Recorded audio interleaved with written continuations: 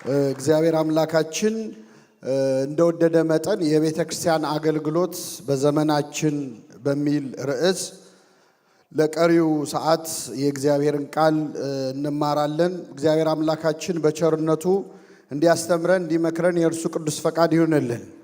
እንግዲህ እንደምታውቁት በቤተ ክርስቲያናችን ያለንበትን ሁኔታ መናገር ሳያስፈልግ ቅድስት ቤተ ክርስቲያን ለ2000 ዓመታት ያለማቋረጥ በመከራ ውስጥ ያለች ናት። ክርስቶስ ዓርብ ዕለት በጸለየበት ጊዜ አባት ሆይ ብትወድስ ይህች ጽዋ ከእኔ ትለፍ ብሎ ተናግሯል። ይህ ጽዋ ከእኔ ምን ትበል? ይህንን ንግግር ቅዱስ አምብሮስ የተባለው የቤተ ክርስቲያናችን ሊቅ ሲተረጉም ይህች ጽዋ ከእኔ ወደ ሌሎች ትተላለፍ ማለት ነው ይላል። ስለዚህ በክርስቶስ ላይ የወረደው ጥላቻ፣ በክርስቶስ ላይ የወረደው ድብደባ፣ ግርፋት ወደ ቅድስት ቤተ ክርስቲያን ተላልፏል። ይህ ጽዋ ከኔ ምን ትበል ስላለ ትለፍ ስላለ ዓለም ቢጠላችሁ እንዳትደነግጡ፣ እንዳትገረሙ። ከኔ አስቀድሞ እናንተን ጠልቷል። እኔን የጠላ ሁሉ እናንተን ምን ይላል? ይጠላል። በዓለም ሳላችሁ መከራ አለባችሁ፣ ነገር ግን አይዟችሁ እኔ ዓለምን አሸንፈዋለሁ ብሎ የተናገረው ቃል መጽናኛችን ስለሆነ ቤተ ክርስቲያን ከነመከራዋ ከነስቃይዋ ከሰማዕትነቷ ጋር ሙሽራው መጥቶ ሙሽራይቱን ቤተ ክርስቲያን እስኪወስዳት ድረስ በታላቅ ትዕግስት በታላቅ ጽናት ትጠባበቃለች። እስከ መጨረሻው የምንጸናበትን ኃይል አምላካችን ያድለን። አሁን ስንዘምር ነበረ በትናንትናው ዕለት፣ ዛሬም ዝማሬ ስናቀርብ ነበር። ቤተ ክርስቲያን መከራ በጣም በጸናባት ሰዓት፣ ምእመናን በሚገደሉበት፣ ሰማዕታት በሚሆኑበት ሰዓት እንዴት መዝሙር እንዘምራለን? እንዴት ነጭ እንለብሳለን? የሚል ጥያቄ ሳይፈጠርብን አይቀርም። በጣም የሚገርማችሁ እኔ ነቢየ እግዚአብሔር ዳዊት ከዘመራቸው መዝሙራት መካከል በሐዘን ስሜት ውስጥ ሆኖ የዘመረው አንድ መዝሙር አለ። ይህ መዝሙር ምንድነው? በባቢሎን ወንዞች አጠገብ በዚያ ተቀመጥን፣ ጽዮንን ባሰብናት ጊዜ ምን አለ? አለቀስን። በአህያ ዛፎቿ ላይ መሰንቆቻችንን ሰቀልን ካለ በኋላ እንዴት እንዘምራለን ይላል። እስኪ አንዴ ከኔ ጋር በሉ፣ እንዴት እንዘምራለን? ዳዊት እንዴት እንዘምራለን ብሎ ዘመረ። እንዴት እንዘምራለን የሚለው ራሱ ምንድን ነው? መዝሙር ነው፣ መዝሙረ ዳዊት ነው። ዳዊት መዘመር ሲያስጠላው ራሱ ዘምሯል፣ አመስግኗል። ብሶቱንም ሐዘኑንም መከፋቱንም የገለጸው በዚያው በመሰንቆ በዚያ በበገናው እና ቤተ ክርስቲያናችን በመከራ ውስጥም በሐዘን ውስጥም ሆና ታመሰግናለች። ማህሌቷን፣ ቅዳሴዋን፣ ዝማሬዋን አቋርጣ አታውቅም። ጳውሎስና ሲላስ የታሰሩበትን እስር ቤት እኔ አንድ ጊዜ የመሳለም ዕድል አግኝቼ ነበር እና እኔ የጠበቅኩት በጣም ትልቅ እስር ቤት ይሆናል በሚል ነበር። እስር ቤት ራሱ ለማለት ይከብዳል። ጉድጓድ ውስጥ ነው የታሰሩት። ጉድጓድ ውስጥ ነው የታሰሩት። እግራቸው ደግሞ በብረት ከመሬት ጋር ታስሮ በሰንሰለት ማለት ነው። በዛ ስቃይ ላይ ሆነው ግን ይዘምሩ ነበረ። ታስረዋል እኮ እየተሰቃዩ ነው፣ ግን ለእግዚአብሔር ይዘምሩ ነበር። በመዝሙራቸው ምክንያት የነሱም የሌሎችም እስረኞች ሰንሰለት ምን አለ? ተፈታ። መዝሙር ሰንሰለት ይፈታል። እግዚአብሔር ዝማሬያችንን በሀገራችን ያለውን ሰንሰለት የሚፈታ ያደርግልን። መዝሙር ሰንሰለት ይፈታል። የእስር ቤቱ ወለል በር ወለል ብሎ ተከፈተ ይላል። እንዲያውም እስረኛ ያመለጠ መስሎት ራሱን ሊያጠፋ ጠባቂው ሲሞክር በራስ ላይ አንዳች ክፉ ነገር እንዳታደርግ ሁላችንም እዚሁ ነው ያለነው ብለው ገሰጹት ይላል። ተንበርክኮ ተደፍቶ ጌቶቼ ሆይ ድን ዘንድ ምን ማድረግ ይገባኛል ብሎ ተናግሮ ወደ ክርስትና የተመለሰው በመዝሙር ምክንያት ነው። መዝሙር እስር ይፈታል። ምናልባት በግል ባንታሰር ነፍሳችን ታስራለች። ከኃጢአት ማሰሪያ እግዚአብሔር የሚፈታን አንዱ በዝማሬ ነው፣ በጸሎት ነው። በምስጋና ውስጥ የሚፈታ እስር አለ። ኢትዮጵያዊው ሊቅ ቅዱስ ያሬድ መዝሙር እየዘመረ እያለ እግሩ እየደማ ነበር አይደለም? እግሩ እየደማ ደሙ እየፈሰሰ ነበር። ጦር ተሰክቶበት መዝሙር አላቆመም። ከያሬድን የተማርነው ይሄን ጦር ተሰክቶበት ይዘምር ነበር። በተመስጦ ሄዶ ነበረ። ቤተ ክርስቲያን አሁንም ድረስ የተሰኩባትን ጦሮች የምትረሳው እኮ በያሬድ ዜማ ነው። ታውቃላችሁ? አሁንም በቅዳሴው ነው። አሁንም በማህሌቱ ነው። ሰማዕታቱ ሲገደሉ እየፈሩ የተገደሉ ይመስላችኋል? ለ300 ዓመታት ዘመነ ሰማዕታትን ሂዱና አንብቡ። እየዘመሩ ነበረ የሚያመሰግኑ። እንደውም አብዛኞቹ በመጀመሪያው 300 ዓመታት የነበሩት ክርስቲያኖች አብዛኞቹ ለሚገደሉበት ቀን ነጭ ልብስ አዘጋጅተው የክት ልብስ አዘጋጅተው ይጠብቁ ነበር። እየፈሩ ሳይሆን እየዘመሩ እያመሰገኑ አንገታቸውን እንደዚህ ኮሌታቸውን ዝቅ አድርገው በደስታ ሆኖ ነው ሰማዕትነትን የተቀበሉ። በረከታቸው ይደረብን። ስለዚህ ቤተክርስቲያን እንደዚህ ነው የኖረችው ማለት ነው። እንደዚህ ነው የኖረችው። በኋላም ደግሞ ሰማዕታት ሄደው ከክርስቶስ ፊት ሲቆሙ ምን እንደሚፈጠር ሂዱና አንብቡ። ዮሐንስ ራእይ ምዕራፍ 6 ላይ ስለ ክርስቶስ መስክረው የታረዱትን ነፍሳት አየኋቸው ይላል ቅዱስ ዮሐንስ። አሁን ሰሞኑን በምስራቅ አርሲ የተገደሉትን፣ ባለፉት ዓመታት በሻሸመኔ የተገደሉትን፣ በየስፍራው እዛ ሊቢያ በረሃ ላይ ተንበርክከው ብርቱካናማ ለብሰው ተንበርክከው እያያናቸው በቪዲዮ እየተቀረጹ የታረዱ ወንድሞቻችን ኢትዮጵያውያን፣ ኤርትራውያን፣ ግብፃውያን የት ገብተው ይሆን? አሁንም ያንን ብርቱካናማ ለብሰው ይሆን? አይደለም። እኔ አላየኋቸውም። ዮሐንስ አያቸው። አየኋቸው አለ። የሰራዊት ጌታ እግዚአብሔር ሆይ እስከ መቼ አትፈርድም? ደማችን እስከ መቼ በምድር ላይ ይፈሳል ብለው ጠየቁ። እንደነሱ የሚገደሉ የሌሎች ወንድሞቻቸው ቁጥር እስኪሞላ ድረስ ለጥቂት ጊዜ እንዲያርፉ ተባለላቸው። ትንሽ አረፍ በሉ አላቸው። ነጭ ልብስም ተሰጣቸው ይላል። ምን ተሰጣቸው? ነጭ ልብስ። አሁን ያም ብርቱካናማ ልብስ ጥለውታል። ያንን ወድቀው አጥንታቸው ተከስክሶ ስጋቸው ተልከስክሶ ሬሳቸው ወድቆ እንዳየነው እንዳይመስላችሁ ነጭ ልብስ ለብሰዋል። በሰማይ እየዘመሩ እያመሰገኑ ነው። የኛንም ነገር እየነገሩት ነው። እስከ መቼ አትፈርድም ብለው በእግዚአብሔር ፊት ቆመው። እግዚአብሔር ከሰማዕታቱ በረከት ያሳድርብን። እና ዛሬ የምንወያየው የቤተ ክርስቲያን አገልግሎት በዘመናችን በሚል ርዕስ እንግዲህ እንደምታውቁት መነሻ ያደረግነው ዘመነ ሰማዕታትን ይሁን እንጂ ቤተ ክርስቲያን ከመከራ ውጭ አገልግሎቱ አይቋረጥም። አሁን እያገለገልን ያለነው የቤተ ክርስቲያን አገልግሎት ማገልገል ካለብን አንጻር እና ቤተ ክርስቲያን ካሉባት ተግዳሮቶች ወይም ፈተናዎች አንጻር ወደ ኋላ እንድንቀር እያደረገን ያለው ምንድን ነው? መቼስ ወፍራም በግ አለ ሲሉት ይሞታል ይባላል።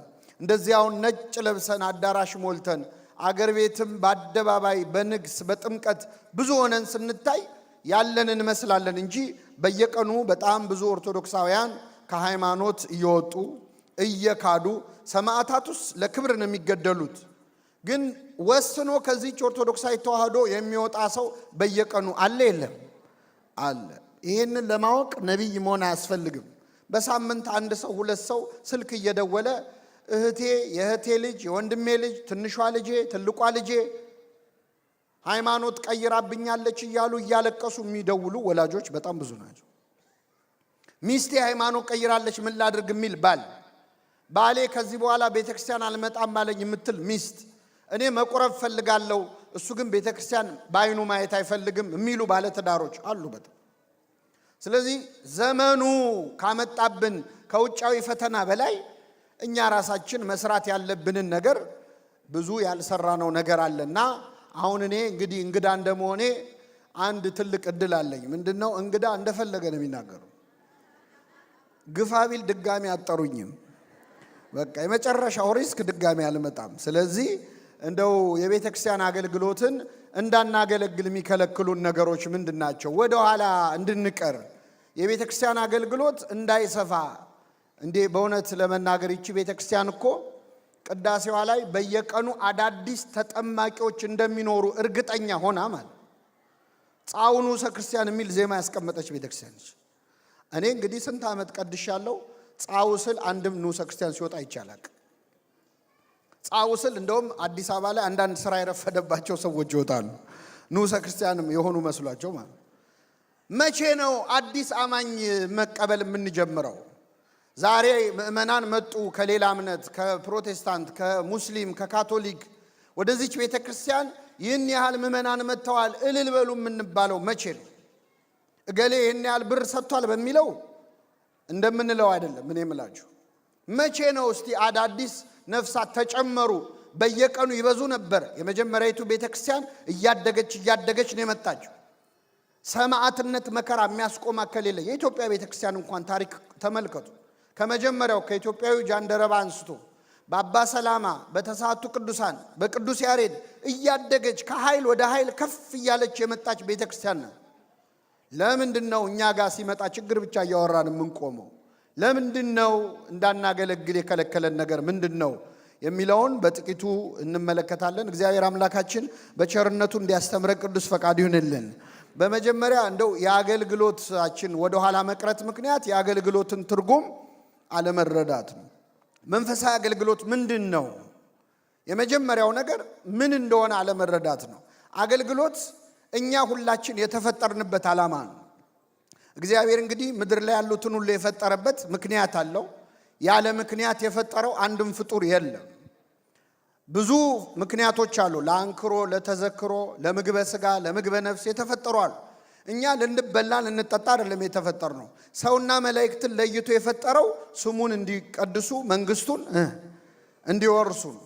ቅዱስ ጳውሎስ እንመላለስበት ዘንድ እግዚአብሔር አስቀድሞ ያዘጋጀውን ይላል መልካሙን ሥራ ለማድረግ በክርስቶስ ኢየሱስ ተፈጠርን ይላል። ስለዚህ መንፈሳዊ አገልግሎት የተፈጠርንበት ዓላማ ነው። ለዚህ ነው እግዚአብሔር የሰራን እንድናገለግለው ነው የመጣን። አሁን ለብዙዎቻችን ስራ እንሰራለን በሙሉ ጊዜያችን፣ ትምህርት እንማራለን በሙሉ ጊዜያችን፣ በትርፍ ጊዜያችን ደግሞ ቤተ ክርስቲያን እንመጣለን። እንደዛ ነው ሰው የሚያስበው። እንደውም አንዳንድ ሰው በትርፍ ጊዜ ምን ማድረግ ደስ ይልሃል ሲባል ሳይክል መንዳት፣ ዋና መዋኘትና ቤተ ክርስቲያን መሄድ ይላል። እግዚአብሔር ለብዙ ሰው የትርፍ ጊዜ ጉዳይ ነው። አንዳንድ የኤክስትራ ካሪኩላር አክቲቪቲስ ውስጥ ነው እግዚአብሔርን የምናስገባው። መጽሐፍ ቅዱስ ግን የሚለን የተፈጠርነው ማንን ለማገልገል ነው? አሁን ትናንትና ስትዘምሩ እንደው አንወሻሽ፣ ለትንሽ ደቂቃ እንደዛ እየዘመራችሁ እዚሁ ብትኖሩ እንደው ደስ አይላችሁም ነበር? ይላል አይልም? ወይስ እኔ ብቻ ነው እንደዛ የተሰማኝ? እስቲ መልሱልኝ።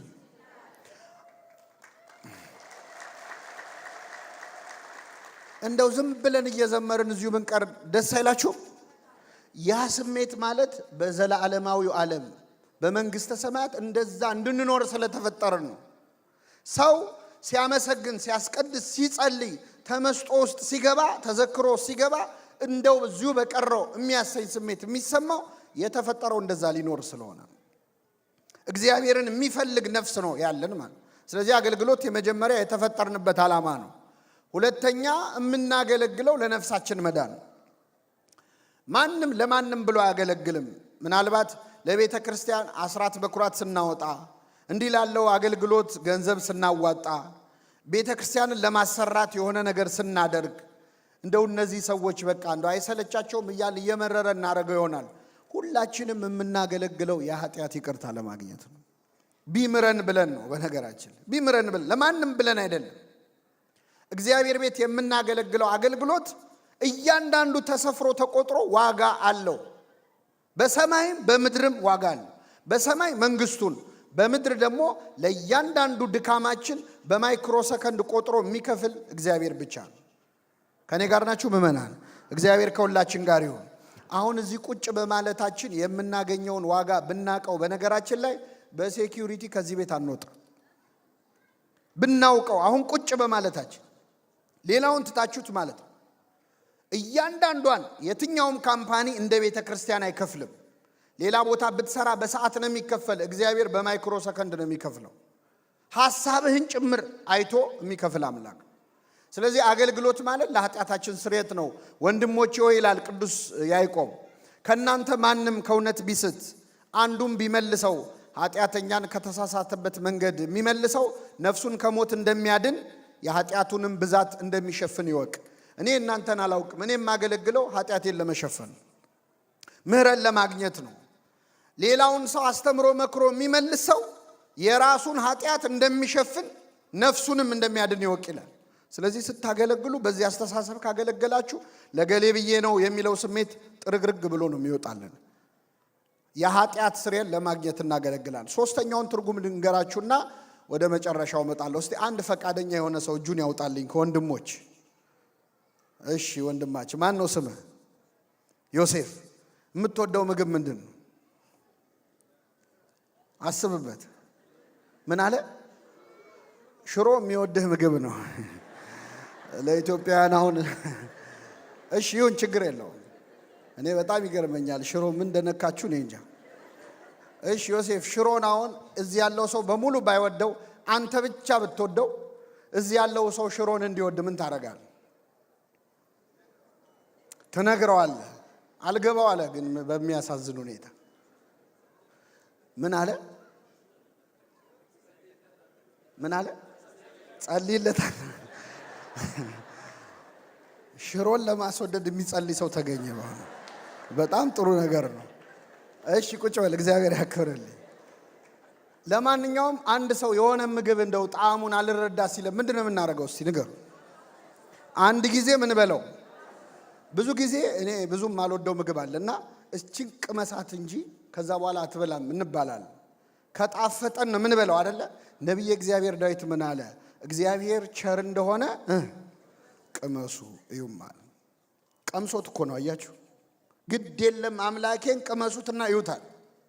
ሰው የሚያገለግለው የመጀመሪያው የእግዚአብሔር ፍቅሩ ውስጡ ሲገባ፣ ፍቅረ እግዚአብሔር ልብ ውስጥ የገባ እንደሆን አንተ የወደድከውን አምላክ ሌሎች ምን እንዲሉ እንዲወዱ። አሁን ትናንት የዘመራችሁ ሰዎች ሄዳችሁ አቤት አመለጠሽ ትላላችሁ። ምን ነው በኖረ ኖሮ እገሌ ትላላችሁ። ፍቅረ እግዚአብሔር ከፍቅረ ቢጽ የሚስማማው በትክክል አገልግሎት ላይ ነው። ምን ነው ጓደኛዬ መታ ይሄን ባየች፣ ወንድሜ መጥቶ ይሄን ባየ የሚያሰኘን በእግዚአብሔር ፍቅር በጓደኛ ፍቅርም ስንሞላ ነው። አገልግሎት የመጀመሪያው ፍቅር ነው። ሐዋርያትን ለምንድን ነው እንደ እሳት የሚያንገበግብ የአገልግሎት ትጋት የነበራቸው? ውስጣቸው ፍቅረ እግዚአብሔር ስለገባ ነው። ኢየሱስ የሚለውን ስም ከዚህ በኋላ ጠርታችሁ እንዳታስተምሩ ብለው 40 ጅራፍ ገረፏቸው። ይህንን ስም ጠርተን ከማስተማር ዝም ልንል አንችልም አሉ ይላል። አያስችልም። በቃ ከገባ እሳት ሆኖ ያንገበግባል። እንድናገለግል የሚያደርገን ፍቅረ እግዚአብሔር ውስጣችን ካለ ነው።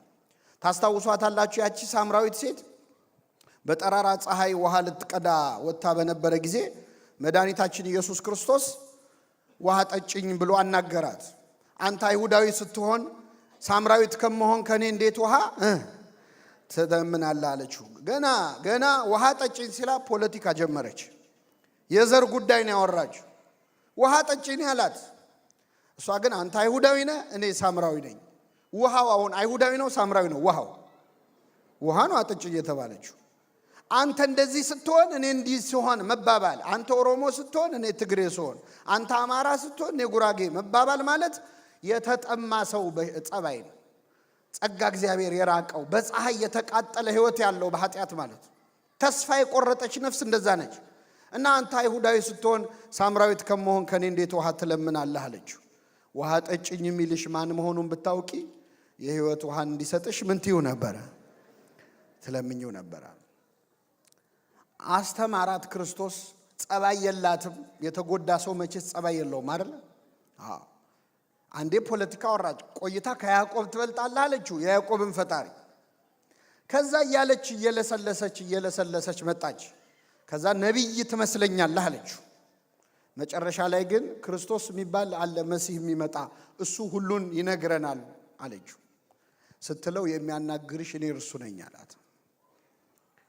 ከዛ ሂጂና ባልሽን ጠርተሽ ነይ አላት። ማንን ጠርተሽ ነይ? የለኝም ባል አለች። ባል የለኝም አለች። እውነት ብለሻል፣ 5 ባሎች ነበሩሽና አሁን አብሮሽ ያለው ሕጋዊ ስላልሆነ ባልሽ አይደለም አለ። ከውሸቷ ውስጥ እውነት አወጣላት። ወጣችና የከተማውን ሰው በሙሉ ግልብጥ አድርጋ የልቤን የነገረኝን ኑና እዩልኝ አለቻቸው። የምን የነገረኝን? አንድ ሰው ጠርተሽ ነኝ ያላት። የከተማውን ሰው ገልብጣ ይዛ መጣች። ለምንድን ነው አሁን እናንተ እዚህ አዳራሽ ሞልታችኋል? ሲያትል ውስጥ ያሉ ሌላውን ሃይማኖት ተውት፣ ኦርቶዶክሳውያን እናንተ ብቻ ናችሁ? እናንተ ናችሁ? ለምንድን ነው ቦታው እስኪጠብ ያልደረስ ነው? የልቤን የነገረኝን ኑና እዩልኝ ማለት ስላልቻለ። አምላኬን ወቁልኝ ኑ እንዲያስብላል አገልግሎት ግልብጥ አርጋ ይዛ መጣች የከተማውን ሰው ማለት። እውነተኛ አገልግሎት ፍቅረ እግዚአብሔር ውስጥ ሲገባ አያስችልህም፣ ያንገበግባል። ፊልጶስ ጓደኛው ናትናኤልን አልጠራው የናዝሬቱን ኢየሱስን አገኘ ነው ብሎ ማለት። ይህ ማለት ፍቅረ እግዚአብሔር ውስጥ ሲገባ የሚፈጠር ነገር ነው። እዚህ በመጽሐፈ ነገሥት ላይ የአራት ለምጻሞች ታሪክ አለ። አራት ሰውነታቸው ከጸጉራቸው እስከ እግራቸው በለምጽ የተመቱ ነበሩ። በኦሪት ዘመን ለምጽ ሌላ ትርጉም ነበር እና እነዚህ አራት ሰዎች በረሃብ በጣም ሲሰቃዩ እስራኤላውያን በዛ ሰዓት ረሃብ ላይ ነበሩና ወደ ከተማ እንዳይገቡ አያስገቧቸው፣ ምግብ እያመጡ ግን ይጥሉላቸው ነበር። አሁን ረሃብ ሲነሳ ለነሱ ምግብ የሚያመጣ ሰው ጠፋ። አራቱ ለምጻሞች ስብሰባ አደረጉ። ምን እናድርግ? እኛ እዚህ ረሃብ ሊገለን ነው። ወደ እስራኤል ብንገባ አያስገቡንም፣ ቢያስገቡንም ምግብ የለም።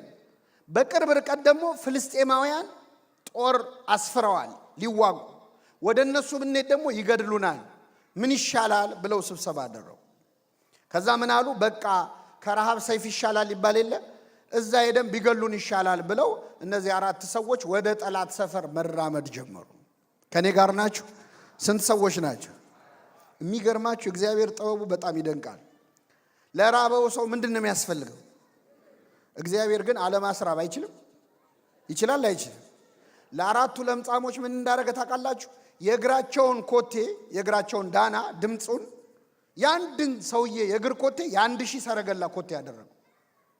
አራት ሲሆኑ ስንት ሺህ ሆነ? በ4000 ሰረገላ ድምፅ የጠላት ሰፈር ተሸበረ ማለት ነው። እንደው እግዚአብሔር ኮቴያችንን ድምፁን ይጨምርልን። አሁን እኮ ብዙ ሆነን ራሱ አንሰማም እኮ አይደል? ማጆሪቲ ሆነን እንደ ማይኖሪቲ ነው አክት የምናደርገው። ከፈለገ ግን አሁን ኮቴ ቢስ ሆነናል። ድምፅ የለውም የኛ ኮቴ። ድምፁን ጨመረው። ፍልስጤማውያን ደንግጠው እስራኤላውያን ጦር አደራጅተው ሊያጠፉ መጡ ብለው እግሬ አውጭኝ ብለው ብን ብለው ጠፉ። ከስንት ሰው ሸሽተው? ከአራት ሰው። እነዚህ አራቱ ሲገቡ ባዶ ነው። መጀመሪያ ምግብ በሉ። ያሳዝናሉ። አንዱ ድንኳን ገብተው በሉ። ሌላውም ደግሞ ወርቅም ሀብትም አለ ደበቅ አረጉ፣ ከተቱ።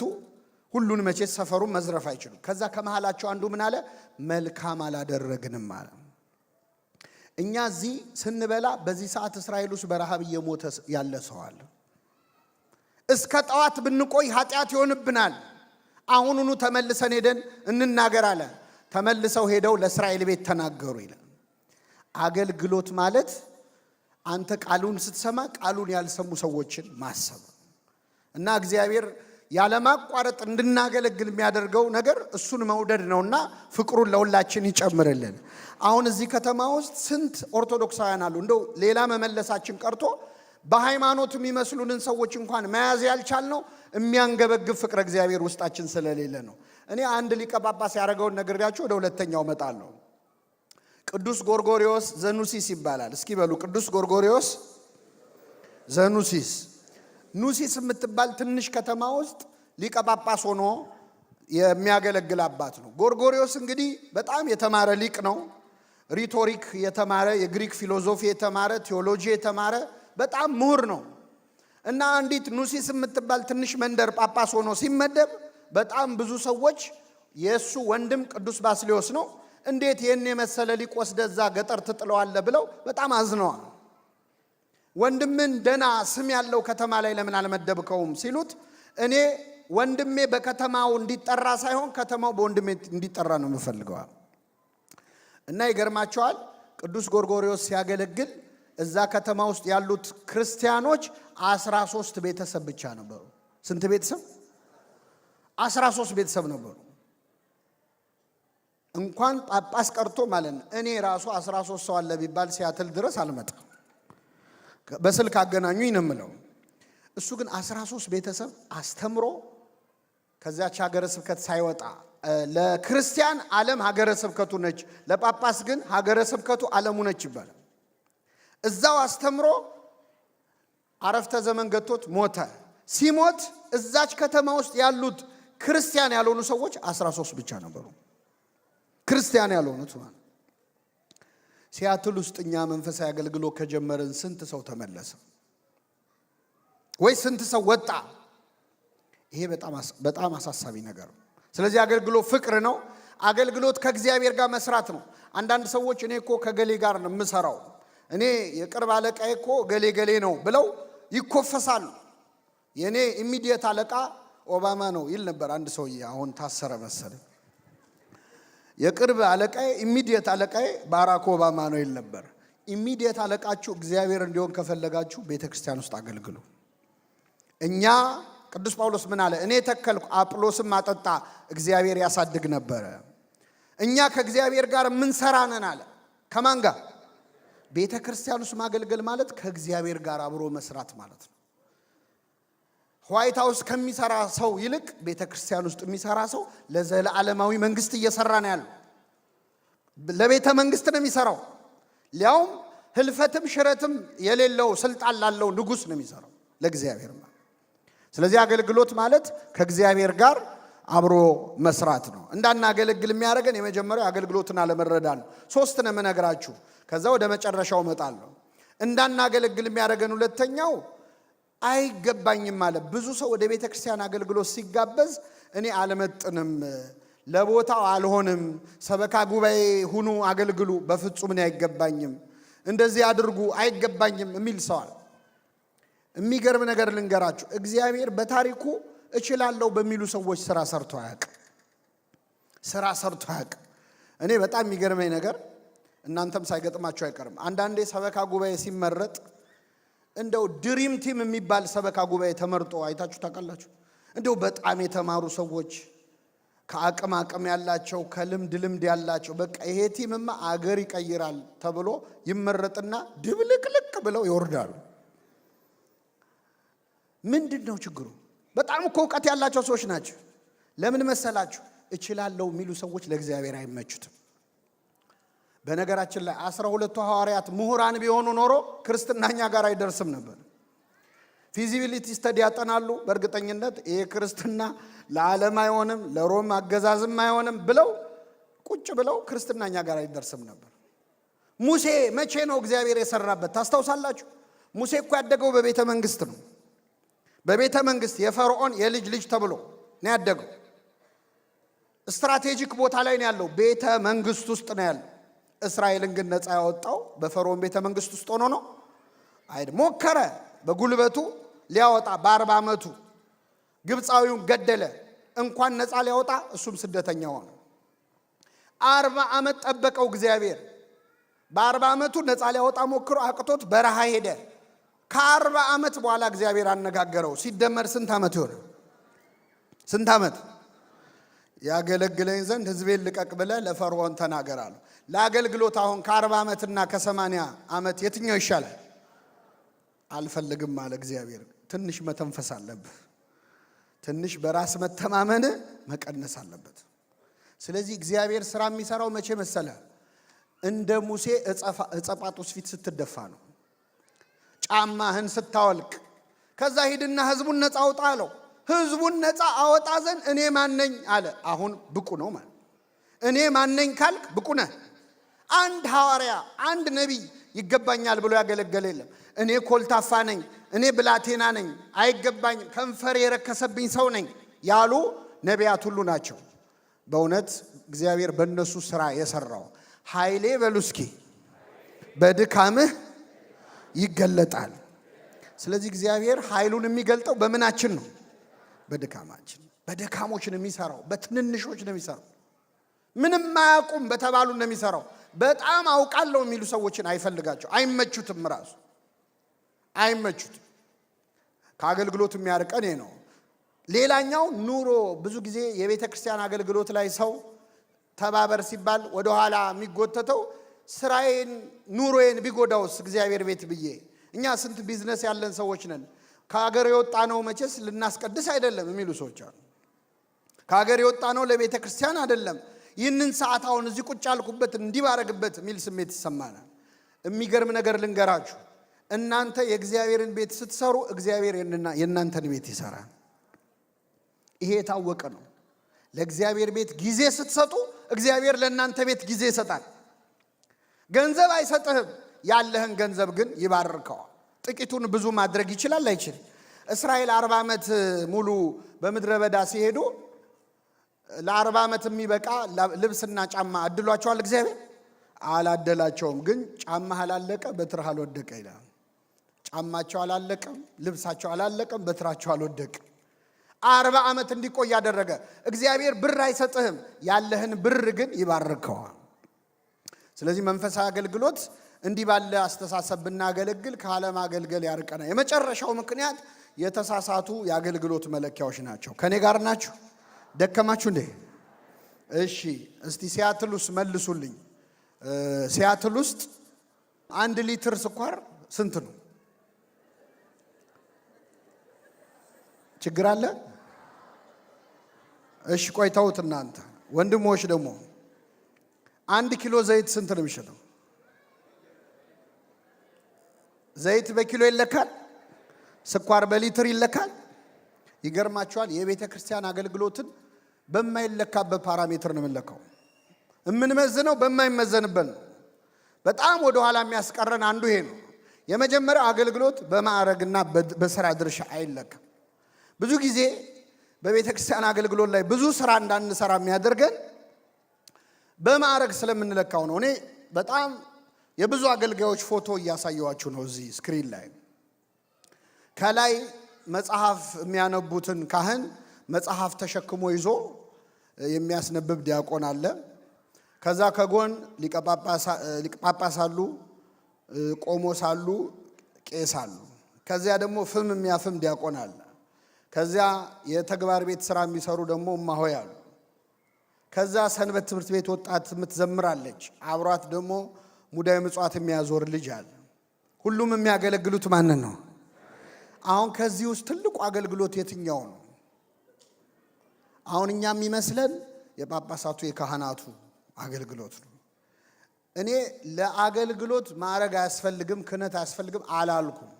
ግን አገልግሎት በማዕረግ አይለካም። ብዙ ጊዜ ብዙ ሰው ቤተክርስቲያንን ሲከስ ለምንድን ነው ቤተክርስቲያን እንደዚህ የማታደርገው ይላል።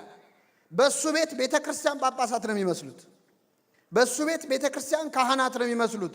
ካህናት የቤተክርስቲያን አንድ አካል ናቸው እንጂ ሁላችንም ቤተክርስቲያን። በጣም ይገርማል። ቤተክርስቲያን የሚለውን ቃል በነገራችን ላይ ግዕዙ እና አማርኛው ላይ ነው የተሻለ ያለው። በእንግሊዘኛው ቸርች ነው የሚባለው። ቸርች ኪሪዮስ ከሚለው ቃል ነው የመጣው፣ ኦፍ ክራይስት ወይም የጌታ ማለት ነው። ቤተ ክርስቲያን ግን ልዩ ስም ነው። እስኪ በሉ ቤተ ምን ማለት ነው? ትርጉም የክርስቲያን ምን? አሁን ልታስቀድሱ ስትመጡ ጠዋት እሑድ ጠዋት ወዴት ነው የሚሄደው ብላችሁ ነው የምትሆኑ? ቤተ ክርስቲያን ምን ማለት ነው? አስቀድሳችሁ ስትመለሱ ወዴት ነው የምትሄዱት? ቤታችሁ የምን ቤት ነው? የምን ቤት ነው ቤታችሁ? ቤተ ክርስቲያን ነው። ሁለቱንም በአንድ ስም ነው የምንጠራው። ያም ቤተ ክርስቲያን ነው፣ እኔም ቤቴ ቆልፌ ከፍቼ የምወጣ የምገባበት ቤት ቤተ ክርስቲያን ነው። ለምንድን ነው አንድ የሆነው ስሙ? ክርስቲያን ማለት ቤቱን ቤተ ክርስቲያን፣ ቤተ ክርስቲያንን ቤቱ ማድረግ የቻለ ሰው። ቤተ ክርስቲያንም ቤትህ ናት፣ ቤትህም ቤተ ክርስቲያን ነው። በቤት ላለች ቤተ ክርስቲያን ሰላም በልልኝ ይላል። ምን ማለት መሰላችሁ? ጳጳሳት ለብቻ የሚጠየቁ እንዳይመስለን ልመልሳችሁ። አሁን የነበረው አገልጋዮች ፎቶ ከዚህ ውስጥ ክብር ያለው አገልግሎት የሚመስል አሁን የሆነ ወቅታዊ ጉዳይ ሲደረግ ቅዱስ ሲኖዶስ ቅድሚያ ግንባር ቀደም ሆኖ ማዘዝ እንዲያርጉ እንዲያታርጉ ማለት ስላለበት ቅዱስ ሲኖዶስ አይጠየቅም ማለት አይደለም። ግን ሁላችንም ድርሻ አለን የለንም? አለን። ቤተ ክርስቲያን ለምን እንደዚህ አታደርግም ስትል አንተስ ለምን እንደዚህ አታደርግም? አንተም እኮ ቤተ ክርስቲያን ነህ። ብፁዕ አቡነ ቄርሎስ አሁንም ድረስ አሉ፣ በረከታቸው ይደርብን። ሁሉም ሰው ለሃይማኖቱ ጳጳስ ነው ብለዋል። ሁሉም ሰው ለሃይማኖቱ ምንድን ነው? ጳጳስ ነው። በአብዛኛው ደግሞ ቤተ ክርስቲያን ውስጥ ያለ ችግር ለመፍታት ክህነት አይፈልግም። አብዛኛው የቤተ ክርስቲያን ችግር ክህነት አይፈልግም። እኔ ቀላል ምሳሌ ልስጣችሁ። በአጋጣሚ ያለነው ሌላ ቦታ ነው። እስቲ የምትገለገሉበትን ደብር አስቡት። እኔ በጣም አስተውያለሁ። በሄድኩበት ደብር የሚገለገሉበት መቅደስ ውስጥ የግድግዳ ሰዓት አለ። አብዛኛው ግድግዳ ሰዓት አይሰራም። ምን ሆኖ ነው የማይሰራው? መልሱልኝ።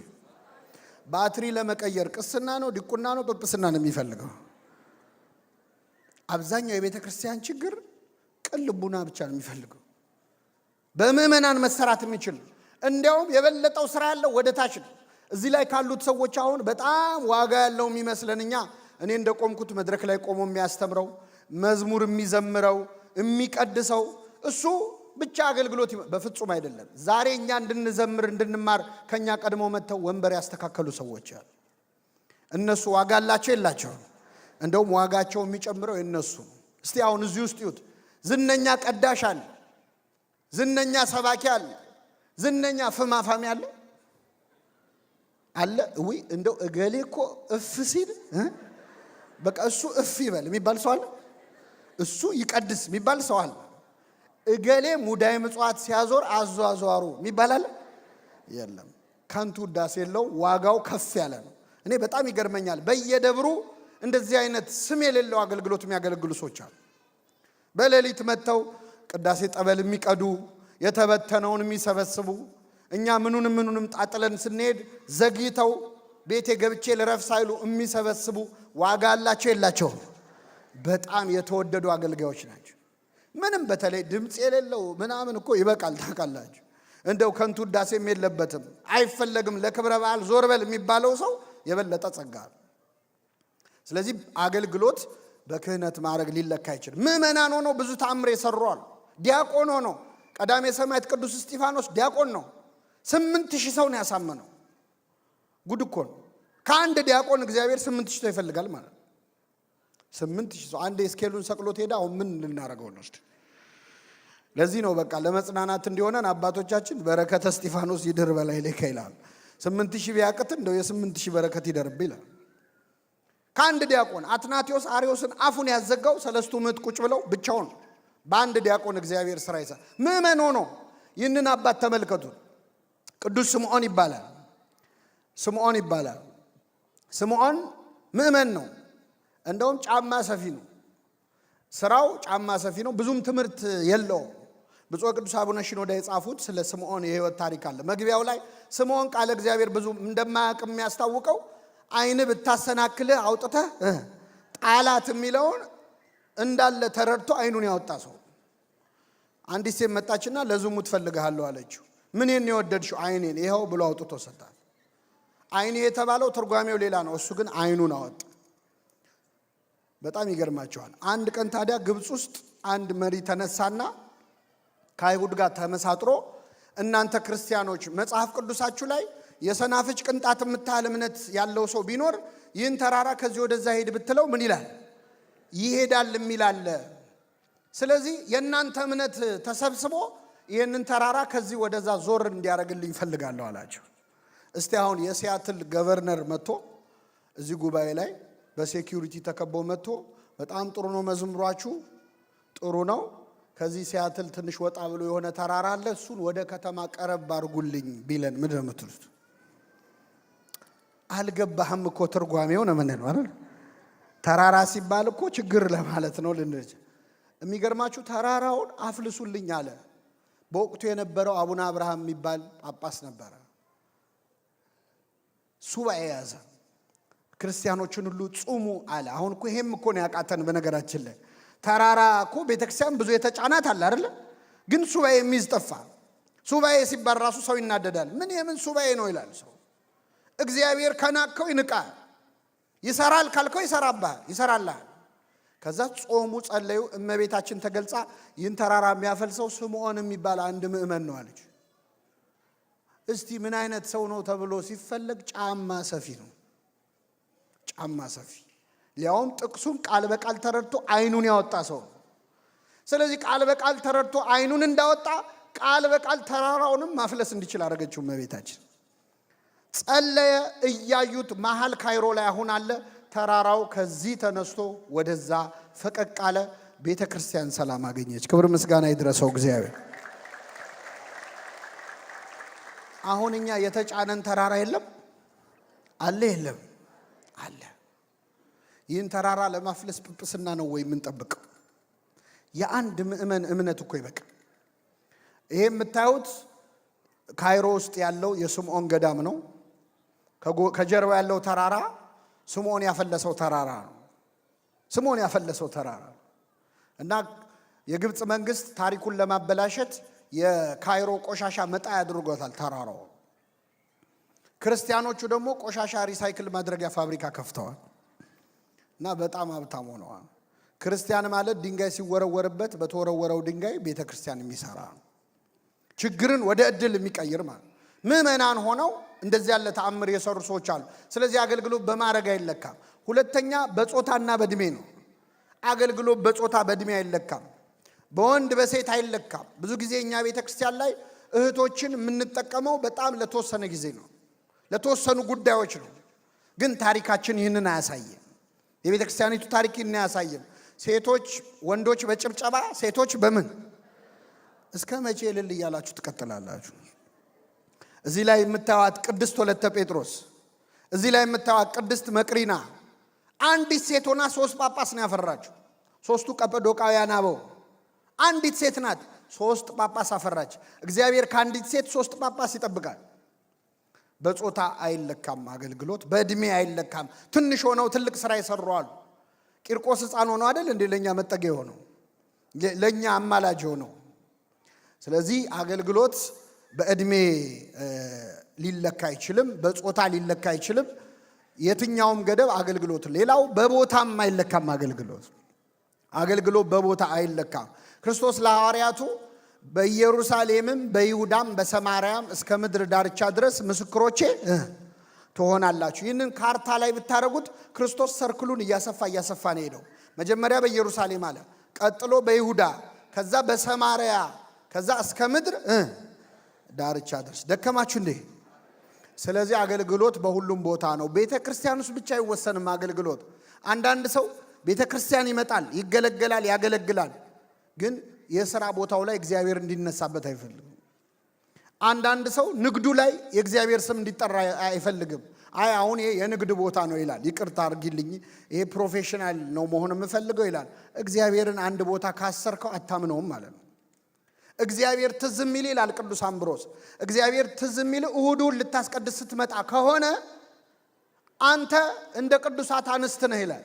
ቅዱሳት አንስት ሽቱ ይዘው የሄዱት ጌታ ገና ከሞት ምን አላለ አልተነሳም ብለው ነው። ቤተ ክርስቲያን እኮ የክርስቶስ መቃብሩ አይደለችም፣ ቤተ መንግስቱ ነች። ስለዚህ እሁድ ብቻ ጌታ እዛ ያለ ከመሰለህና ሌላ ቦታ ከረሳኸው ላንተ ክርስቶስ ገና አልተነሳም። በሁሉ ቦታ የእግዚአብሔር ቃል መነገር አለበት። በስራችን፣ በትምህርታችን፣ በምንውልበት ቦታ ሁሉ ቅዱስ ጳውሎስ ምን አለ? በጉባኤም በቤታችሁ ማወራውላችሁ እንጂ አንዳች አላስቀረውባችሁ። እኔ ብታሰር እንኳ የእግዚአብሔር ቃል አይታሰር። እስር ቤት ሆኖ እንኳን በእውነት በቦታ አልገደበውም እግዚአብሔር። የመጨረሻው አገልግሎት በዘመን መርዘምና ማጠር አይለካም። ብዙ ዓመት ያገለግላል፣ ጥቂት ዓመት ያገለግላል። እግዚአብሔር ባገለገለበት እድሜ መጠን ብቻ አይደለም የሚለካው ባመጣው ውጤት እንጂ። ይህን የምለው ለምንድን ነው?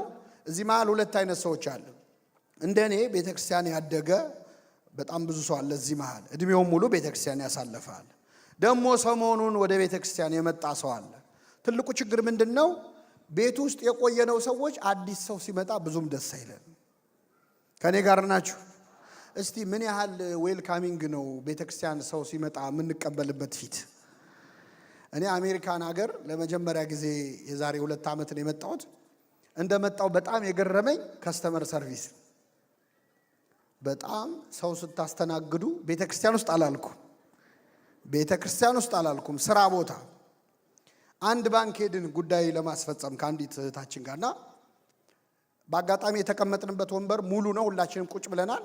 ሊያስረዳን ፈልጎ መጥቶ የባንኩ ኃላፊ እኮ ነው መጥቶ ተንበርክኮ አዋራን። እኔ ያወራውንም ባልሰማሁት ተንበርክኮ ጉዳያችንን ጨረሰን። አገር ቤት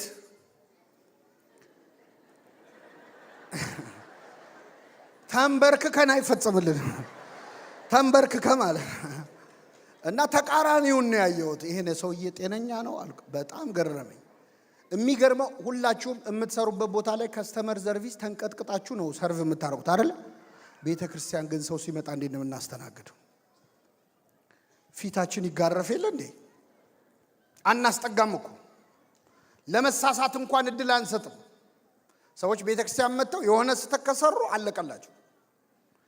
አንድ ሰውዬ እሁድ ጠዋት ቤተ ክርስቲያን መጣ ከሚስቱ ጋር። መጥቶ አያውቅም። በግድ እንደው ለምናው እስቲ ዛሬ እንኳን አስቀድስ በዓል ነው ብላው ሊያስቀድስ መጣና ቅዳሴው ተካሂዶ ስብከት እየተሰበከ ያለ ሞባይሉ ጮኸ፣ ስልኩ። ከዛ ሲጮህ ቤተ መቅደስ ውስጥ ያለው ሰው በሙሉ ዞሮ ገላመጠው። ያማትባል ግማሹ። እስማ እንደዚህ አይደል ምንለው? እንደው ቤተ ክርስቲያን መጡ።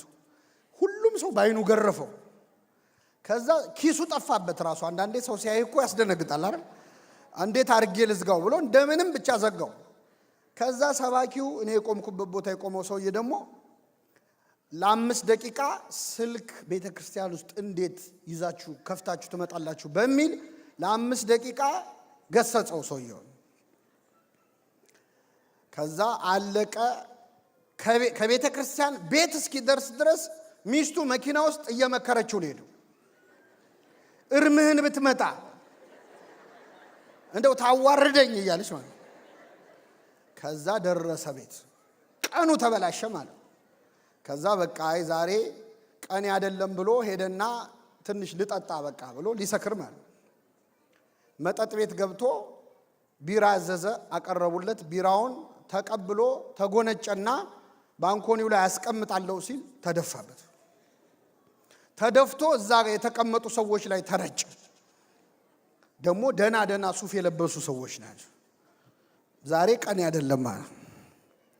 ተነሱና ውይ አይዞ ያጋጥማል እኮ ምንም ማለት አይደለም ማለት።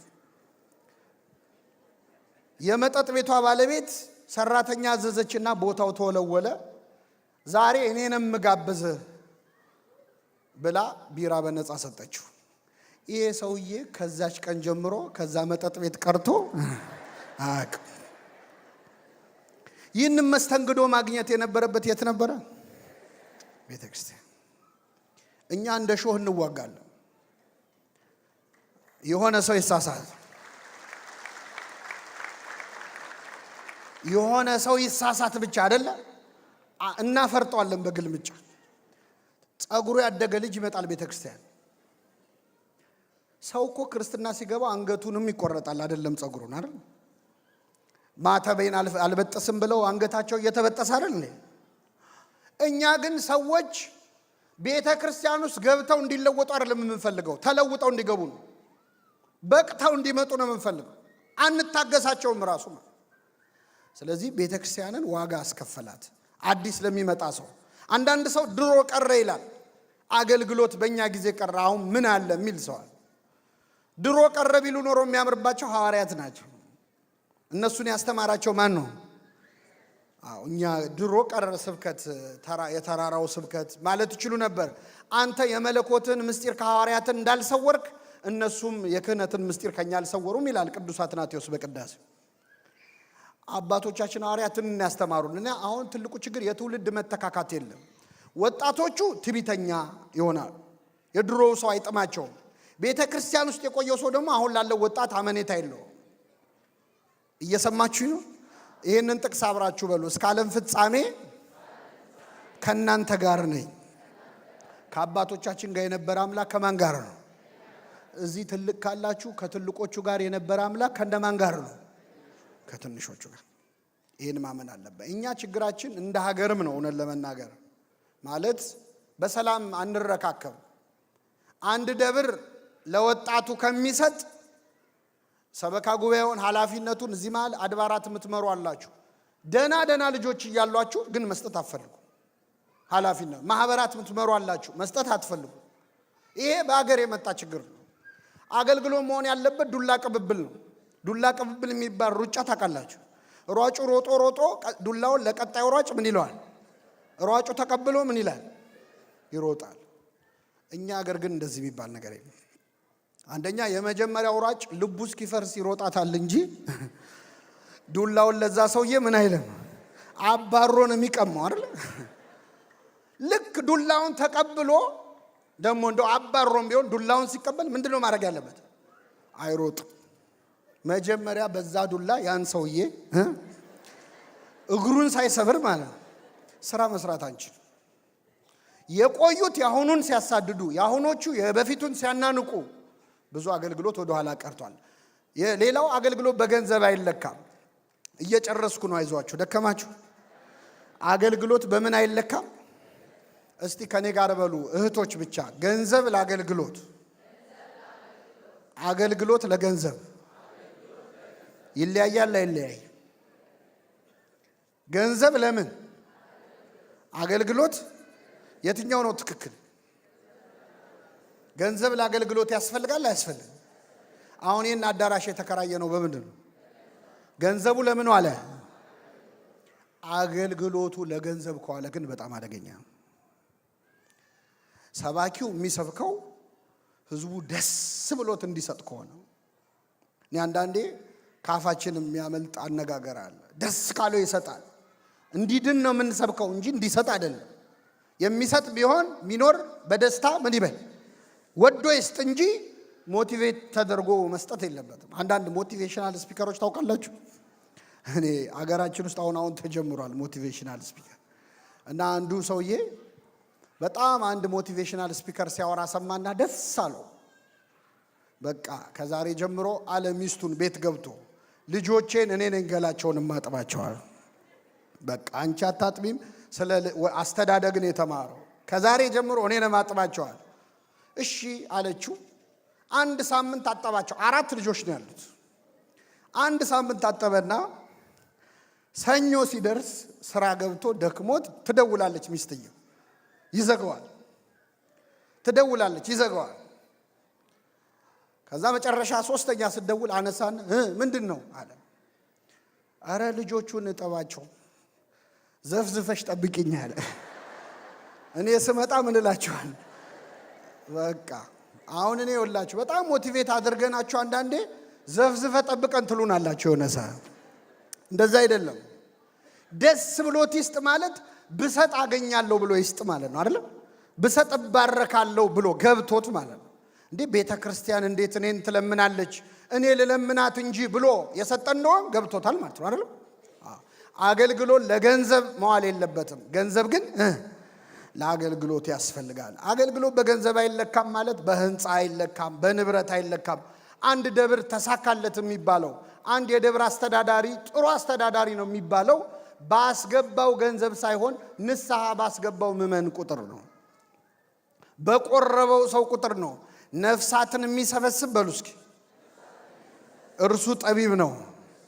ምን የሚሰበስብ ነፍሳት። እኔ በጣም ለገቢ እንደው በተለይ ግንባታ ላይ በጣም እናተኩራለን። ውጭ ሀገር እንኳን ያው ግዢ ነው የሚታየው፣ ግን ግንባታ ላይ በጣም ማተኮር ምን እንደሚጎዳ እነዚህን አብያተ ክርስቲያናት ላሳያችሁ። አውሮፓ ውስጥ ያሉ ድንቅ ድንቅ አብያተ ክርስቲያናት ናቸው። በጣም በሚያምር የስነ ህንፃ ውበት የተሰሩ ድንቅ አብያተ ክርስቲያናት ናቸው።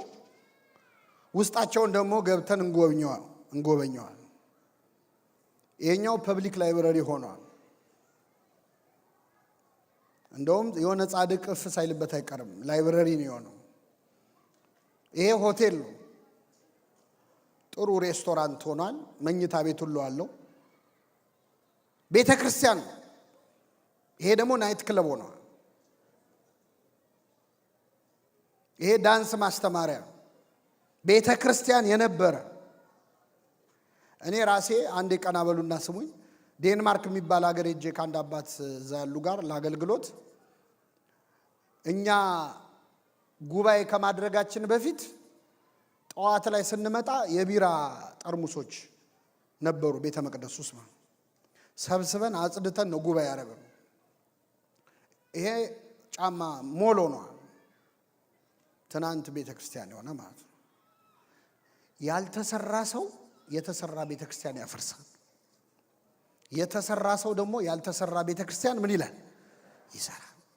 አገልግሎት አሁን እኛ ብዙ ገንዘብ የምናወጣው ልጆቻችንን ለማስተማር ነው ወይስ ለሆነ ግንባታ ነው እንድትጠይቁ ነው። እኔ እንድትመልሱልኝ አይደለ፣ ራሳችሁ በአገር ደረጃ እንደ ቤተ ክርስቲያን እንደው በገፍ ገንዘብ የሚወጣው ለአብነት ትምህርት ቤቶች ነው፣ ለመንፈሳዊ ኮሌጆች ነው። በጀት የለም የሚባለው ለነሱ። ለድግሱ ግን በጀት አለ። ለሌላው ለጊዜያዊ ነገር በጀት አለ። ዋጋ ያስከፍለናል። አገልግሎት በማይለካበት መለኪያ ስንለካ በተገልጋዩ ብዛት ማንነት ብዙ ሰው ስላለ ጥቂት ሰው ስላለ አይደለም። ጥቂት ሰው ላይ የተሰራ ስራ ቤተክርስቲያንን ብዙ ያቆያታል። ክርስቶስ አስተምሮ ሄደው 12 ሐዋርያት ነው። 12 ሐዋርያት ዓለምን ክርስቲያን ማድረግ ችለዋል። ትንሽ ሰው ላይ የተሰራ ስራ ብዙ ውጤት ሊያመጣ ይችላል። ይህንን ካየን ሁለተኛው ክፍል በጣም አጭር ነው። ከ10 ደቂቃ አያልፍም። እስቲ አንድ ጊዜ ተነሱ።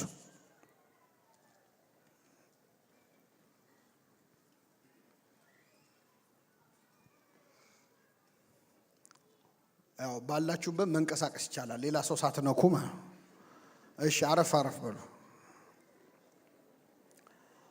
ይህንን ካነሳን አገልግሎት ላይ ማነቆ የሆኑብንን 3 ነገሮች ነግሬያችሁ፣ መቼስ ሰው ከጎረቤቱ ይማራል፣ ከሌሎች አብያተ ክርስቲያናት ልምድ ምን እንማራለን የሚለውን ነግሬያችሁ አበቃለሁ። እግዚአብሔር ከሁላችን ጋር ይሁን። አገልግሎት ስናገለግል ፈተና አለው።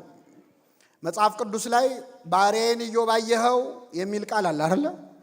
አዎ፣ ልክ ባሪያዬን ኢዮብ አየኸው ሲባል ችግር ይመጣል። መንፈሳዊ አገልግሎት ላይ ምንም ፈተና ላይ ገጥመን አይችልም። ምናልባት እዚህ መሃል የቤተ ክርስቲያን አገልግሎት ላይ የቆያችሁ ሰዎች አላችሁ።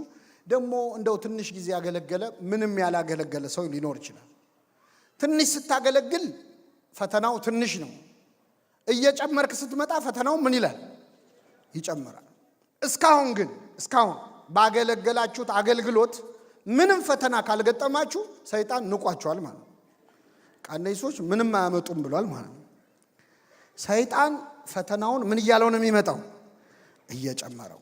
አገልግሎቱ ሲጨምር ፈተናው ይጨምራል። ከየት ነው ፈተናው የሚመጣው? ከውስጥም ከውጭ። ውስጣችንም ይፈተናል፣ ከውጭም እንፈተናል። አንዳንድ ሰው አሁን አገልግሎት ላይ ይገባና ቤተክርስቲያን ትንሽ የሆነ አስተዋጽኦ ለማድረግ በቅን ልቦና ተነሳስቶ ሲሰራ አንድ የሆነ ሰው መጥቶ የሆነ ንግግር ተናግሮ ሞራሉን ሲሰብረው እኔ ይሄንን አልጠበቅኩም ነበረ፣ እኔ አርፌ ባስቀድስስ ይላል። እንዲህ እንድትሉ ነው ሰይጣን የሚፈትናችሁ። ጥለ ብትሄድስ? አገልግሎት ማለት እስከ መስቀል ነው፣ እስከ መሰቀል፣ እስከ መሞት እና ፈተና ብዙ አለው። ውስጣዊ ፈተናዎቹን ልንገራቸው። የመጀመሪያ ከንቱ ውዳሴ ነው። እንደዚህ ትልቅ ነገርም ስትሰሩ፣ ሌላም የሆነ ነገር ስታሳኩ፣ ወይ ህንፃ ቤተ ክርስቲያን አዲስ ስትገዙ፣ ወይ የሆነ አይነት አቺቭመንት ሲመጣ ፈተናው ከንቱ ውዳሴ ነው። ከንቱ ውዳሴ በሰሚው ልብ ውስጥ ነው ይላሉ አባቶቻችን። ሰው እስኪያመሰግንንም አንጠብቅም፣ እንታባያለን እና ውስጣችን እንዲያርግ ያለው የማለት ስሜት ይፈታተናል። ግን ጌታ ምንድን ያለው ለሐዋርያቱ? እናንተ ደግሞ የታዘዛችሁትን ሁሉ ባደረጋችሁ ጊዜ የማንጠቅም ባሪያዎች ነን፣ ልናደርግ የሚገባንን አድርገናል በሉ። እስኪ በሉ የማንጠቅም። አይ ላቆመው ነው እኔ። እሺ በሏ። ባሪያዎች ነን፣ ልናደርግ የሚገባንን አድርገናል በሉ አለው። አሁን እኛ ምንድነን? ምንድናችሁ? ምን አይነት? እኔ አይደለሁም፣ ይቅርታ አድርጉልኝ፣ እኔ አይደለሁም። ጥቅሱን በደንብ ይዩት እስቲ። እናንተ ደግሞ የታዘዛችሁትን ሁሉ አድርጋችኋል። የታዘዛችሁትን ሁሉ። ስለዚህ የማንጠቅም ባሪያዎች ነን ለማለት ራሱ አንችል። አንድ ፈረንጅ መጣና ስልጠና ላይ ኢትዮጵያ ለምን ድሃ መሆን አልቻለችም አለ። እስቲ ንገሩኝ፣ ኢትዮጵያ ለምን ድሃ መሆን አልቻለችም? ድሃ አይደለንም። በነገራችን ላይ ድሃ አይደለም፣ የድሃ ድሃ ነን። ኢትዮጵያ ድሃ ለመሆን ትንሽ ሀብታም መሆን አለባት። ስለዚህ ድሃ መሆን ራሱ፣ ስለዚህ የማንጠቅም ባሪያዎች ነን ለማለት ራሱ አንችልም። ምክንያቱም ልናደርግ የሚገባንን ምን አላደረግንም። ፈተናዎቻችን ውስጣዊ ነው። ሰው በሰራው ስራ ዝም ብሎ ከንቱ ውዳሴ የሚሰበስብ ከሆነ ልክ ይሄ ደሞዝ ሳይደርስ ብድር የሚበደር ሰው ታውቃላችሁ? ከገሌ 500 ብር ከገሌ 300 ብር የደሞዝ ቀን ደሞዝ ከፋይ ነው እሱ። በከንቱ ውዳሴ ከሰበሰብ ነው ዋጋችን በምድር ይቀራል፣ በሰማይ ዋጋ የለንም። እንዲህ ከመባል ይሰወረን። ፈተናዎቻችን ብዙ ናቸው። ቤተክርስቲያንና ለማወቅ ይሄን ሰዓት ላለመፍጀት ልለፈው። እድሎቻችንን እናመክናለን። በቤተክርስቲያን አገልግሎት ጌታ ምን አለ? ዛሬ በተነበበው ወንጌል ላይ ቀን ሳለ የላከኝን ስራ ላደርግ ይገባኛል፣ ማንም ሊሰራባት የማይችል ሌሊት ትመጣለች።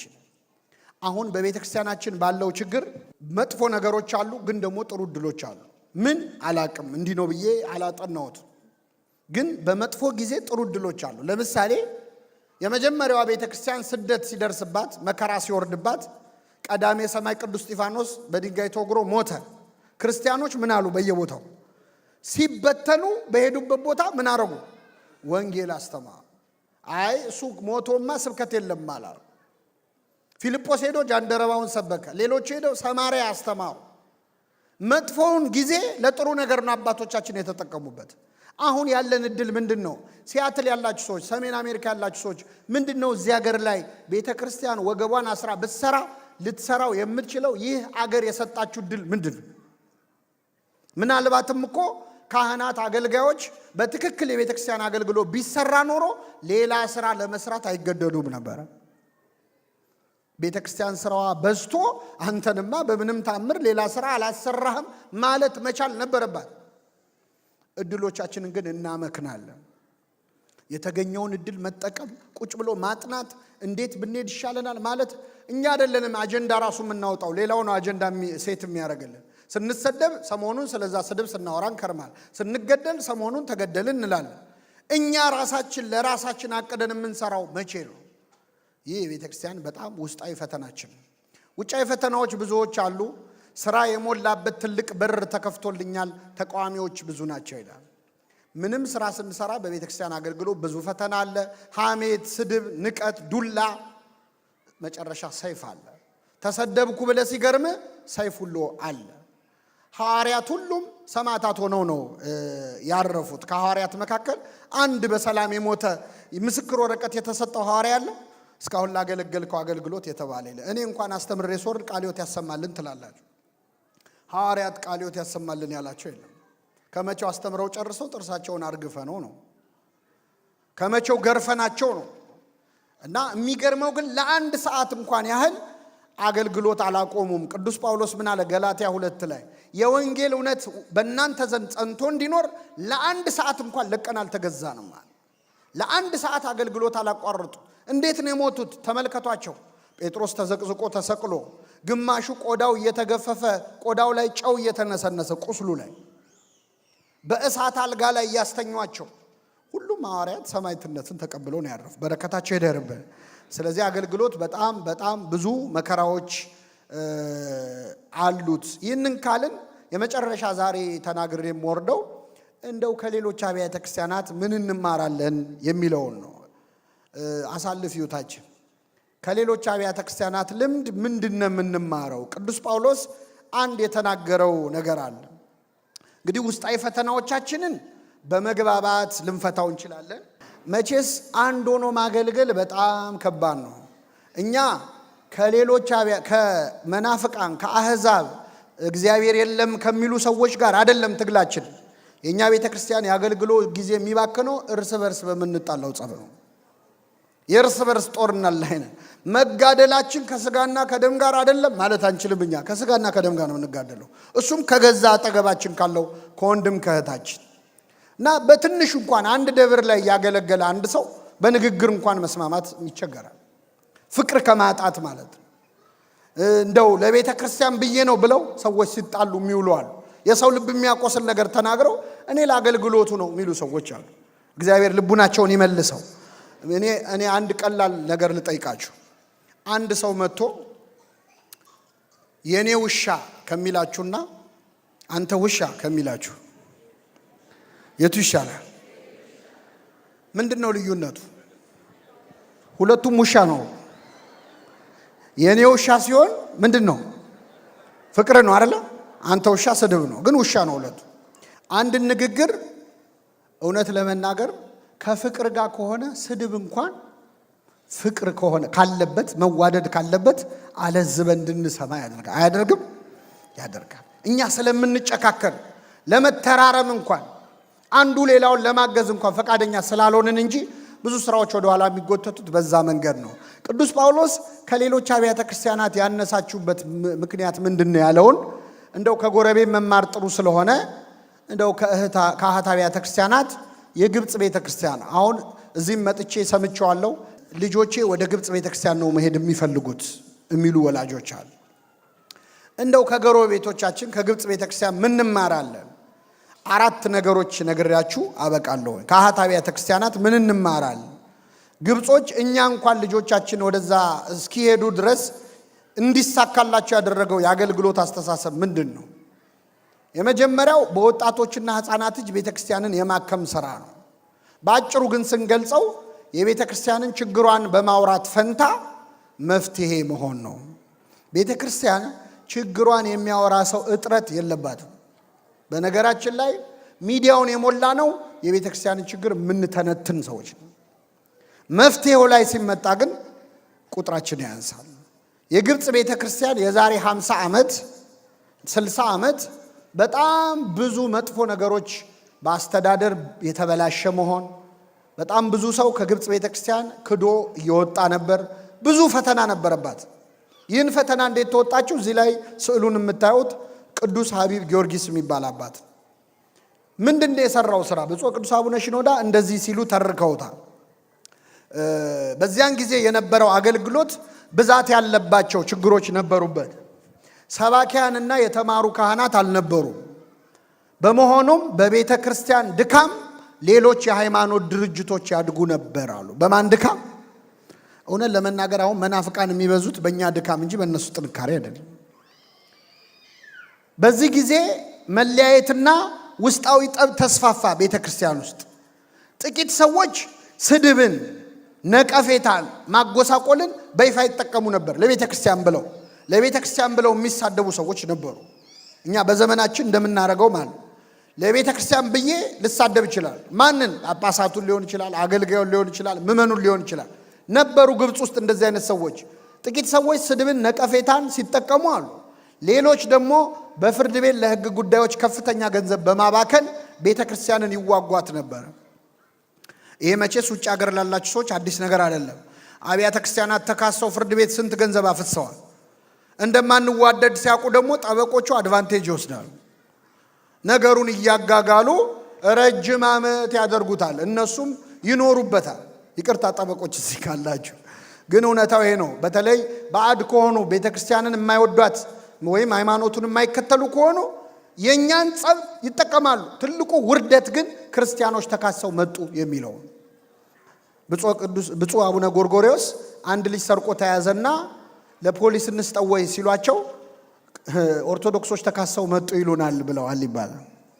ስለዚህ ምንም አልተጠቀመችም ቤተክርስቲያን ከስድብ፣ ከትችት፣ ከማጎሳቆል፣ ከፍርድ ቤት፣ ከለቅሶ ምንም አልተጠቀመችም አሉ አቡነ ሽኖዳ። ታዲያ ለውጥ እንዴት ሊመጣ ቻለ?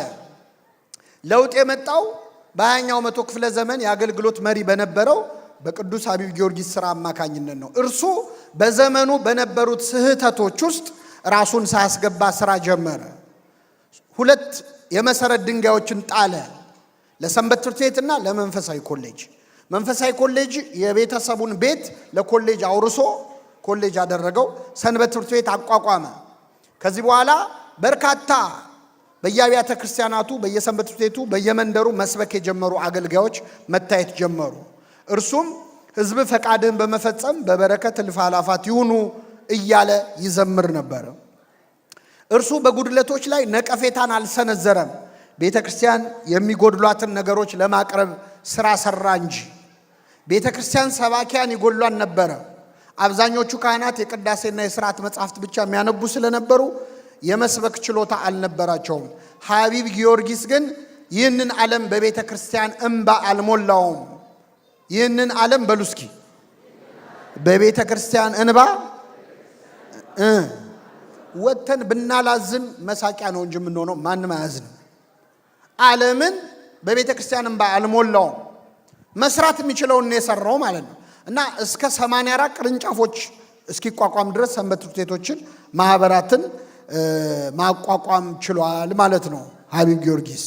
ሀቢብ ጊዮርጊስ ሕፃናትና ወጣቶች የሚያስተምራቸው ማጣታቸውን ሲመለከት ከዚያ ተነስቶ ቤተ ክርስቲያንን ለመተቸት ወይም ለመውቀስ አልወደደም። በሁሉ ስፍራ ለመስፋፋት የቻሉትን ሰንበት ትምህርት ቤቶችን አቋቋመ። ከዚህም ሌላ ለቤተ ክርስቲያን ትምህርት ቤቶችና መጽሐፍትን አዘጋጅቷል። ለምንድን ነው እኛ ይሄ ሁሉ ኮሚዩኒቲ ያለ የኦርቶዶክሳውያን ትምህርት ቤት የማይኖረን? ህንዶቹ ባህላቸውን ጠብቆ ልጆቻቸው የሚያድጉበት ትምህርት ቤት አላቸው የላቸው? እስራኤሎቹ አላቸው፣ አረቦቹ አላቸው፣ ቁርአን የሚያስቀሩበት ትምህርት ቤት አላቸው። እኛ ለምንድን ነው የሌለን? መቼ ነው የገባንበት ሀገር ላይ ዘይትና ውሃ ሆነን የምንኖረው? ይህንን ማድረግ ችለዋል። በአንዳንድ ጉባኤ የፕሮቴስታንት መዝሙር ቦታ እየያዘ ሲመጣ በቤተ ክርስቲያን ዜማ የተቃኙ መዝሙራትን ያዘጋጅ ነበር። የእርሱ አገልግሎት በሁሉም መስክ የተስፋፋ ነበር። በሀቢብ ጊዮርጊስ የተመራው የማነቃቃት ስራ ታላቅ ትምህርት ሰጥቶን አልፏል ብለዋል አቡነ ሽኖዳ። የሚገርማችሁ ሀቢብ ጊዮርጊስ ማታ ማታ ያስተምራቸው የነበሩ ወጣት ተማሪዎች ውስጥ 8ቱ ጳጳሳት ሆነዋል። መንኩሰው አንዱ አቡነ ሽኖዳ ናቸው። በረከቱን ያሳድርብን። ከነሱ ከምንማረው ውስጥ የመጨረሻ ይሄን ብቻ ተናግሬ ልውረድ። የቋንቋ አገልግሎት። ይህንን ብቻ ለምንድን ነው መናገር የፈለኩት? ያለነውበት ሀገር ሰሜን አሜሪካ ስለሆነ ነው ባጭሩ። የቋንቋ አገልግሎት ላይ ገና ዳዴ እያልንበት ያለበት ሁኔታ ነው ያለው። የግብፅ ቤተክርስቲያን ደረጃዋን ለማየት እነዚህ 3 አባቶች ጥሩ ምሳሌ ናቸው። መጀመሪያ ላይ ያሉት ባለፈው ወር አርፈዋል። በረከታቸው ይደርብን። እንጦንስ ማርቆስ ይባላሉ። የግብፅ ቤተክርስቲያን የአፍሪካ ጉዳዮች ሊቀ ጳጳስ ናቸው። እኛ አባት ወጣት እያሉ ከግብፅ ሜዲካል ስኩል ተምረው ሲጨርሱ ዶክተር ሲሆኑ አዲስ አበባ ተመድበው መጡ። ከዛ ኢትዮጵያ መጥተው አፄ ኃይለ ሥላሴ አስመራ ሆስፒታል ውስጥ እንዲሰሩ መደቧቸው። 5 ዓመት አስመራ ቆይተዋል። የመጀመሪያውን ዓመት ትግርኛ ተምረው በትግርኛ ሰብከው ወጣቶችን አሰልጥነው 5 ዓመት ሲያገለግሉ ቆዩ። ከዛ ወደ ደብረ ብርሃን ሆስፒታል ተቀየሩ። ደብረ ብርሃን የሚወራው ምንድን ነው? አማርኛ ችለው በአማርኛ 4 ዓመት አገለገሉ። አፄ ኃይለ ሥላሴ ሲወድቁ ደርግ ሲመጣ ወደ ግብፅ ተመለሱ። ግብፅ ተመልሰው መነኮሱ።